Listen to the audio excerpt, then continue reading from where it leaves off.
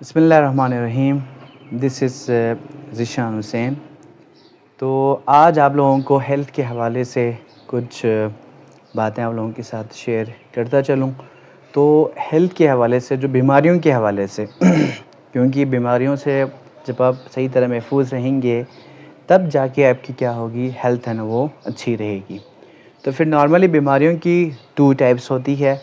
उसमें से one type को कहा जाता है कंटेजियस डिज़ीज़ और जबकि दूसरे टाइप को कहा जाता है नॉन कंटेजियस डिज़ीज़। अच्छा, अब ये जो कंटेजियस जो डिज़ीज़ होता है, ऐसी बीमारियों को कहा जाता है जो कि पर्सन टू पर्सन क्या होता है, ये ट्रांसफ़र होता है। ये जो ट्रांसफ़र होता है पर्सन टू पर्सन, ये क्या होता है, ये फैलता है। तो फिर ऐसे बीमारियों को कहा जाता है कंटेजियस डिज़ीज़।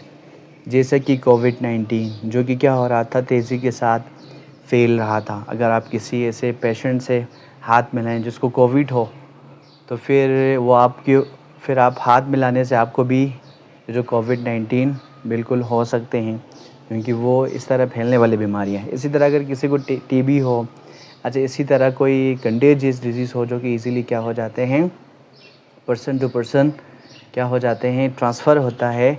तो ऐसे बीमारियों को कहा जाता है कंटेजियस डिज़ीज़।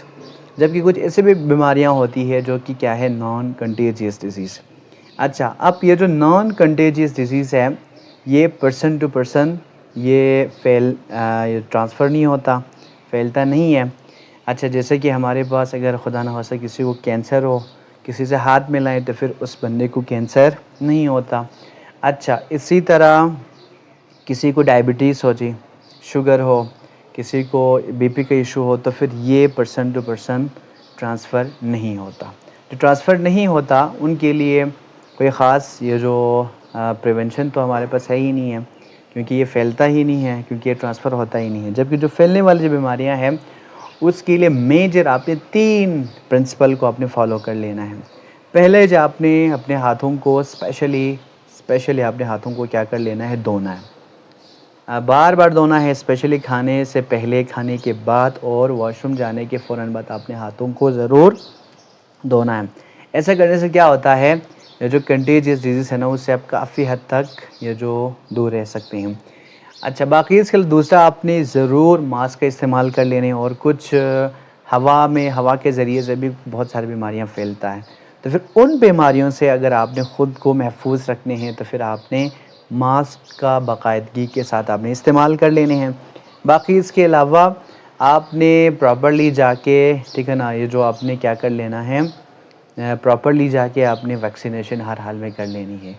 वैक्सीनेशन करने से फ़ायदा ये होता है, आपको इम्यून सिस्टम बूस्टअप रहता है। जब आपकी इम्यून सिस्टम बूस्टअप हो तो फिर वो किसी भी बीमारी को या जो आपकी बॉडी के ऊपर अटैक करने नहीं देता। तो उम्मीद करता हूँ आप इस सेफ्टी प्रिवेंशन पे अमल करेंगे तो इंशाल्लाह हेल्थ इज़ वेल्थ। जब हमारी हेल्थ अच्छी रहेगी तो फिर आप अच्छे काम कर सकते हैं, आप बहुत अच्छे काम कर सकते हैं। जब हमारी हेल्थ ही अच्छी ना हो तो फिर हमसे अच्छे काम होना, नेक काम होना ये भी पॉसिबल नहीं है। तो फिर अपने हेल्थ का ख़ास ख्याल रखिएगा। और बाकी सेहत से जुड़े, हेल्थ से रिलेटेड अगर आपको मालूमात अगर आपको चाहिए हो तो फिर काइंडली चैनल को सब्सक्राइब कीजिएगा, लाइक कीजिएगा। And thank you so much. अल्लाह हाफ़िज़।